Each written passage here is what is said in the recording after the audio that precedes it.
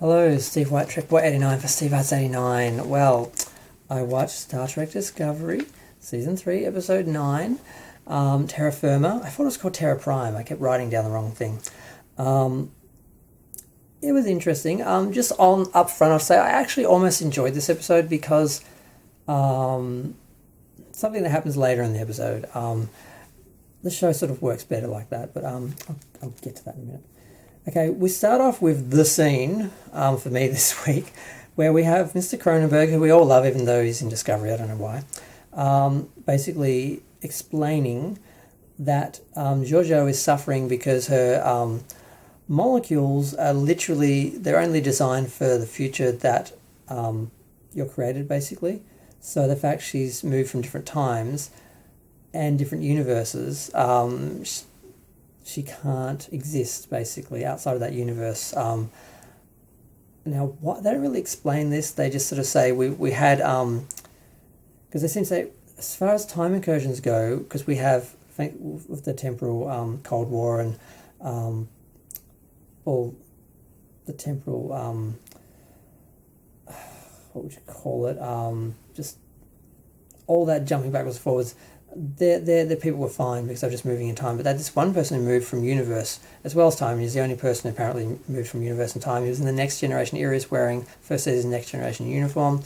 And basically he got so sick they had to put him down because they couldn't take him back or anything or do anything to reverse and fix the situation because of all the laws against time travel and that they decided on after the war and everything. So, because they basically weaponized time, and I'm not sure it totally makes sense, but okay. Basically, she can't exist in this universe. They have to do something with her. So, they try and work out what to do, and all of a sudden this planet comes up, Danis 5. And I had heard a few weeks ago from Midnight's Edge, back when I listened to them, that episode 8 was going to involve the Guardian Forever. And then when it didn't, I'm like, well, they were wrong. And everyone's like, no, next week, the 2-part, it's all about the Guardian Forever. And I'm like, okay. And I watched this episode. It's not the Guardian Forever. I'm not even going to go into all that. But they work out that basically there's something on this planet that can help her. The Sphere Data new computer that's like suddenly sentient, that's trying to protect them and take care of them, directs them to this planet. So basically, even though in the 31st century there's problems with the Emerald chain, which they Discovery caused, they sort of declared war with them by firing on them with a ship pretending to be, Discovery crew member manning a ship. You know what happened last episode. So, despite all that, the Admiral says, go take care of Giorgio because the rest of your crew, they will not see you the same if you don't help her. Like, this is one of those cases, one of those circumstances where you have to just deal with this problem. Now, why on earth they don't just replicate the spore drive and put a spore drive on every ship so they no longer have the warp issue? I don't know. They're treating it like this special ship that's the only ship that can have the spore drive, and they're the only one, and they're special. They have to keep them, in their back pocket just in case anything happens around the universe they have to get to. But then they just say, "Oh, we'll just deal with this war you caused last week, and go deal with Giorgio." So they go to this planet. They beam down. I did cut out a little bit, actually. I'll get straight to that. Basically, they get there and they're walking around. It's a snowy, wintry ice planet. And all of a sudden, when they get where they're supposed to be, this guy appears sitting on a deck chair, basically, and a door just to nowhere. And Michael and Giorgio are like, what the hell is this? And he's got a paper with her death, talking about her dying, which is the next day, because this is the day before she dies, apparently. Because they sort of reasoned, if we can't fix her, at least she'll be better off on that planet alone going crazy than on the ship where she's going to just try and destroy everyone, because apparently that's what Terran people do when they feel like they're threatened. They have to destroy everything. So they have to get her off the ship and try and cure her. And if they don't, she sort of figures, well, better die on my feet. So Michael, the Admiral actually says, now you had trouble saying goodbye to Ariel. You almost destroyed the ship because you wouldn't let go of her. Can you let go of Giorgio? And she's like, yes, because I learned last time. Yeah, right, Michael doesn't exactly learn. They get there. She tries to stop Giorgio from going through the door. She goes through the door and she's back in the mirror universe before the day the mirror Michael betrayed her. So the rest of the episode, and this is only about half the episode, I missed a bunch of stuff to get to it, is a mirror episode. And it was almost enjoyable because it's the only place the Star Trek Discovery crew work and the show works, when it's doing the mirror universe, when it's dark, dystopian, nasty, vicious, totally anti-Star Trek. That's the only time it works.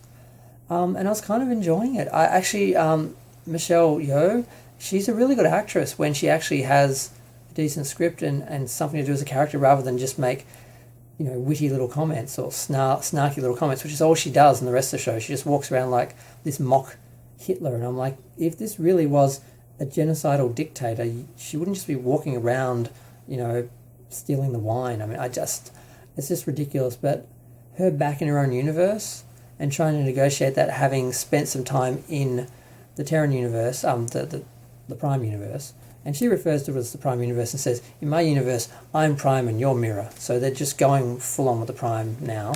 I just did a video about that. I was really shocked that they actually allowed themselves to use the term and establish that they are Prime universe, because the Prime universe is the JJ verse. I know they try to imply that the original series and the Prime universe are the same universe, but they're not. We know that, the fans know that, so they've been lying for years about it, but not really admitting it. And this is an admission. They actually thought they were solidifying their lie, but they're actually proving it. So it was pretty good. I missed that scene, which came out last week just as a separate scene, but I didn't watch it because I'm like, I don't want another scene. I have to watch that next week. I'll watch it next week. So she goes back into the universe. She sort of works out all the dynamics from what was happening, and she tries to put in motion a plan to stop Michael from trying to betray her and not kill her, because she ultimately doesn't want to kill her. She stops Saru being killed. She has been affected by her time on the Discovery, and she's not herself, and she has to try and cover this up while still sort of create this different reality. And eventually Stamets is killed because he was in on it, and he was going to betray her, and she knew it, so she kills him, and she lets Michael know that the jig's up. Michael tries to get away, they confront her, and she basically says, she doesn't accept any mercy. She's like, if you're really Giorgio, you have to kill me. I wouldn't respect anything else. I couldn't respect you if you were weak, and you're being weak by showing me mercy. So she pretends to execute her and doesn't, and basically says, our world is not written. What did she actually say? Our futures are not written, they're unwritten. We can make it count. So she wants to try and change the universe and have a universe where she doesn't have to kill Michael and she gets to live, I guess, as the Emperor and not leave. And there's a lot of people speculating that this is not, she hasn't really gone back in time. This is just some sort of mental thing. Someone said a dreamscape or self-realization or some delusion or fantasy or something, but that's not going to save her life. If she doesn't leave this universe, there's a scientific real problem with her. It's not psychological, it's not mental, it's not emotional, it's literal, physical, metaphysical, whatever, physics or whatever. They have to get her back to the mirror universe or she will die. So I don't see how she can't be in the past. I don't see how changing the situation or something, I mean, I don't see how she can return to the Discovery universe and do the Section 31 show. I just don't see how that's possible. So now I'm not entirely sure who this guy is. His name was Carl. He was quite nice. But he wasn't the Guardian of Forever. So I don't know what Midnight Edge was on about. This is not the Guardian of Forever. She did go back in time through a portal, but we guess, but it's not the same thing. So now all the other things that happen in the episode, because it basically ends there with Jojo saying, basically, we can create a new universe. Basically, I don't want to kill you. I think she's happy to kill Lorca in that. I'm glad we didn't see him. I hope he's not in the next episode. I can't stand the actor. But the other things that happened, they finally got the distress signal sorted from the ship that was trapped. It was trapped 100 years ago, slightly before the burn started, and it's Saru's people. And he was like happy to see some of his people because he knew they joined the Federation, but he didn't really get to see it. So he sees a message from them. They really don't know anything other than it's been on loop, so maybe they just all died and it's just on loop. And I don't know how this relates to the burn, and it's not what people thought it was going to be. People thought it was going to be Michael Burnham somehow on the Discovery, and the Discovery, and some people were saying, oh, it must be the future Discovery, the one that's in Calypso is a different Discovery, and that's the one that is the one that's left and has created this problem somehow. But it doesn't seem to be about the Discovery. And as Jessie Gender was saying, she was like, God, I hope it's not all about the Discovery. And I'm glad it was another ship. I'm glad it was Saru's people. I'm kind of glad too. So, yep, they sort that out. Book approaches Saru about staying on the ship, and he sort of says, hey, I can be really helpful. I've got connections, and I'm a pilot, blah, blah, blah. And he's like, study the manual, we'll talk, keep your ears open. Not a lot happens other than that. Basically, Giorgio is being crazy, and there's a couple of good scenes. There's a scene where Giorgio is literally trying to pick up a glass of wine, and she's sort of phasing on some level, and Tilly comes over and says, look, I can help you privately, we can help you. Basically tries to offer her sympathy and help, and she just sees that as offensive, and shows how solid she is, and knocks her plate of food all over Tilly, and that was kind of funny. The other thing that was good was there's a scene where she's in a gym and she's working out, and she basically challenges Michael and wants her to fight her because she wants her to kill her. She's trying to find a way out, and she said, look, that's gutless. Come to the planet with me and we'll try and find something, and we'll either cure you or you'll die trying, basically. It's better than this. And there's a lot of backwards and forwards. And there's a couple of good moments where she actually says, look, you're exactly the same as the mirror universe. You have to bend people to your will. You just don't admit it. You lie about it. She was honest about it. She was real. And that's how I feel about the character. The mirror universe Burnham is the real Burnham. All the mirror universe characters, except maybe Tilly, seem like the real characters. And Saru, because he's just this passive, weak thing that's doing everything subversively, he doesn't really work as a captain on that ship. All the other characters sort of work better in the mirror universe counterparts, except Tilly. She's not you can't buy her. And unfortunately, her weight gain stands out more with the straight hair and the other uniform. I'm not fat shaming her. Everyone's been doing that to hell the last couple of weeks. I don't know why. She's been heavy since the start of the season, but all of a sudden they're just going crazy on it. And it just makes us as Star Trek fans look bad, because when we have real criticisms of the show, and you reduce it to toxic crap like that, it really just undermines people's real criticisms of the show and really wanting to change the show and return Star Trek to its former glory, and have an actual real Star Trek show, not this space opera, science fantasy, anti-intellectual, dystopian mess that Discovery is. We're never going to get that back if we're just seen as trolls who are just hating Star Trek because we're toxic men who hate gay people and heavy people and women and just anything. So you're really not helping the cause. I really wish they just stop. I might do a separate video about that for the fun of it, but because I would like to separate myself from those people. But yeah, not a lot happened. Before they got to the mirror universe, just a few they were sort of tying up little loose ends and stuff. Trying to think what else happened. Not much. She did slap Michael in that scene. That was the best part. She slapped Michael hard in that scene, and then explained to her how she's just as bad as the mirror universe counterpart. So that was a good scene. Michelle Yeoh is good. When she's got something to work with, she's a really good actress, and she does Giorgio well, Empress Giorgio well when she's got something to work with. The other episodes, she was just the weird, snarky comic relief in a way, and just didn't work. She was just like the mustache twirling villain with like, you know, a quip every now and again. It just was really beneath her. But this episode, she was good. You see her struggling with her humanity that she's sort of discovered from being on Discovery, and on one level seeing it as distasteful and weakness, but also just like she said, I've evolved. This is evolution. It's not weakness, it's evolution. And that was interesting for that character to play and have that arc, because I thought she'd have that arc in the Section 31 series. I thought they would start her off evil and have her sort of having to be redeemed by the end of it. They're kind of redeeming her in this season. So whether they end her story, because I don't see how, if this is true, if her molecules cannot exist in that universe, how can she do a Section 31 show? I mean, maybe if they sent her back in time, 900 years, she would be more stable. I guess maybe that could be a solution, but would she be permanently stable, or just would it take longer for that problem to show up?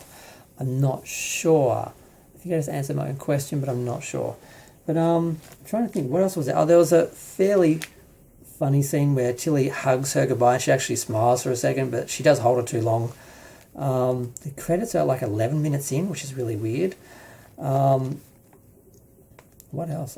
I think that's it. Basically, yeah, they just tie up a few little loose ends, and then they go back to the mirror universe, and the dynamic there is quite good. It really, like I said, I think that's the real Discovery. They really should have, because this show was designed as like a different show every season, basically. And they were going to do a mirror universe season. They were going to do a Section 31 season. They're going to do a Klingon War season. They're going to do, I guess, a Federation season when they're in the future and the Federation's been destroyed. And they're trying to do it all within the same show. And the only one that really worked was kind of the mirror universe shows. But yeah. So I'm going to go. I can't really think of anything else to say. It was I think because half the episode actually worked. The rest of the half was just tying up little loose ends. There's not as much to complain about and be upset about. They didn't ruin the Guardian of Forever. They established the show is set in the prime timeline, so it doesn't matter what they do because it's a separate timeline from the original Star Trek series timeline, so I don't care. And that's what I was saying the whole time. Just establish it's another universe, and it doesn't matter what you do. You can do whatever you want. You can have your ships look however you want. They don't have to look like the original series. The uniforms don't have to match. Nothing has to match. And I don't care. My thinking now is they're doing multiple shows. Give us one original series, canon series, and I don't care if you do a soap opera series or a kids series or just whatever, a dystopian Section 31 series. I don't care if I've got one series that, we get in the original timeline, a real Star Trek series that is utopian and humanistic and carries on the episodic nature of the show exploring humanity, and having the crew as a family representing like the family of like Earth and everything and all of that. Just give me that and I'm fine. Just like when we had Deep Space Nine and Next Gen and Voyager, I didn't care that Deep Space Nine was kind of anti-Star Trek and dark and war-based because we had the other Star Treks. It balanced it. Watching it on its own, I can't really stand it anymore. Episode to episode, it kind of works, but as an overall, I find it really anti-Star Trek. But Discovery on its own, with that's what Picard was sort of supposed to be. It was supposed to be a return to Star Trek, but in the 24th century, but then they just made it into more Discovery because it's in the same universe as the mess. If they can do with Strange New Worlds what they failed to do with Picard, I can live with it. But they can't because it's in that universe, but they could still do that show, have a different tone, but I just want the original Star Trek back. I want them to produce something in the original universe now that the CBS and Paramount are back together. I don't know why we can't just have a real Star Trek show. And I guess this video is going to 20 minutes. I was going to try and do a shorter one, but I can't. It's too much to talk about. But yeah, I just want a real Star Trek show. I don't care if they do the other versions. If you have a Star Trek for every possible audience, you want to try and cater for everyone, that's fine, so long as you actually give us an original timeline Star Trek show that actually, feels like Star Trek, I can just not watch the other shows. Other people can watch them and like them. I don't care. As long as they're not being done in place of the original Star Trek and we're not losing the original Star Trek for them like we have so far. We lost the original Star Trek for Discovery and Picard. And, obviously we've lost something. We're missing something. There's something lacking on the science fiction plane of television shows. If we just have it back, all is forgiven. That's where I'm at now. Just give us Star Trek back, all is forgiven, and just you stay in the Kelvin timeline, the Prime timeline, same thing. I don't care. Just give us the other show, separate them, have multiverse. That's fine. That's what they're doing now. That's what kids are doing. The kids do the multiverse now. So let's just have a multiverse. And I know I'm kind of happy because of this separation, but I still don't have, it's still all the old Star Trek. So 21 minutes, I'm still waffling on, but I'm trying to process this, and I'm kind of conflicting feelings. Like, I do hate Discovery, but I'm more okay that it's in a separate universe. They've established that, and I'm really hoping that this didn't happen accidentally. I'm kind of hoping that this is some sort of separation of the shows. Some people are saying, no, this solidifies them in the same universe because they try and say that the Prime Universe is the original Star Trek universe, but we know it's not. And once they establish that it's not, it clearly is in the Kelvin camp. So I'm really going to go this time. I've talked way too long. Feel free to share, like, comment, subscribe. Let me know what you think. Sorry for the long review. I keep trying to make them short. Thanks.